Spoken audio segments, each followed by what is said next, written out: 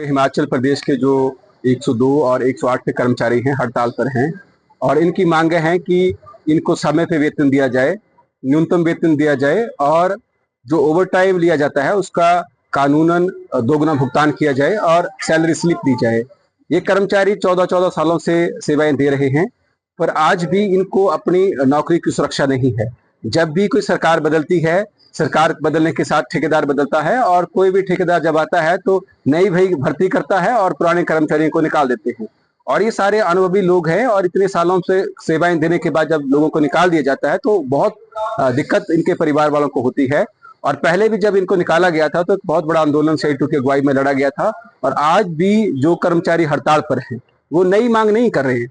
वो जो इस देश के कानून के तहत जो न्यूनतम वेतन मिलता है और जो ओवर टाइम लगता है उसके बदले में जो दोगुना भुगतान है, समय पे वेतन है, EPF का है, जो कानूनन मिलने वाली सुविधाएं हैं उनको लेकर ही हड़ताल कर रहे हैं। और हिमाचल प्रदेश सरकार इस देश के कानून को लागू करने में पूरी तरह से विफल हुई है और पूरी तरह से कंपनियों का राज जो है यहाँ पे चल रहा है, जिसके खिलाफ ये हड़ताल आज पूरे हिमाचल प्रदेश में हो रही है। और अगर ये मांगे नहीं मानी जाती हैं तो ये हड़ताल लगातार जारी रहेगी। हिमाचल प्रदेश के जो 102 और 108 के कर्मचारी हैं हड़ताल पर हैं और इनकी मांगे हैं कि इनको समय पे वेतन दिया जाए, न्यूनतम वेतन दिया जाए और जो ओवर टाइम लिया जाता है उसका कानूनन दोगुना भुगतान किया जाए और सैलरी स्लिप दी जाए।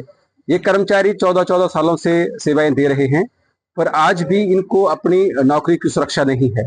जब भी कोई सरकार बदलती है, सरकार बदलने के साथ ठेकेदार बदलता है और कोई भी ठेकेदार जब आता है तो नई भई भर्ती करता है और पुराने कर्मचारियों को निकाल देते हैं।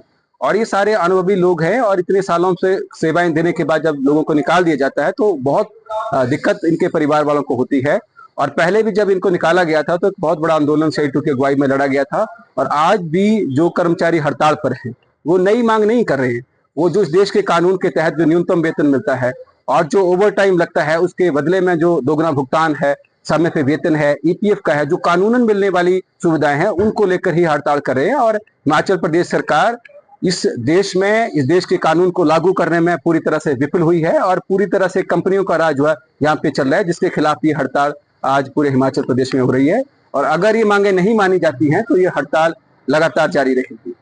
हिमाचल प्रदेश के जो 102 और 108 के कर्मचारी हैं हड़ताल पर हैं और इनकी मांगे हैं कि इनको समय पे वेतन दिया जाए, न्यूनतम वेतन दिया जाए और जो ओवर टाइम लिया जाता है उसका कानूनन दोगुना भुगतान किया जाए और सैलरी स्लिप दी जाए।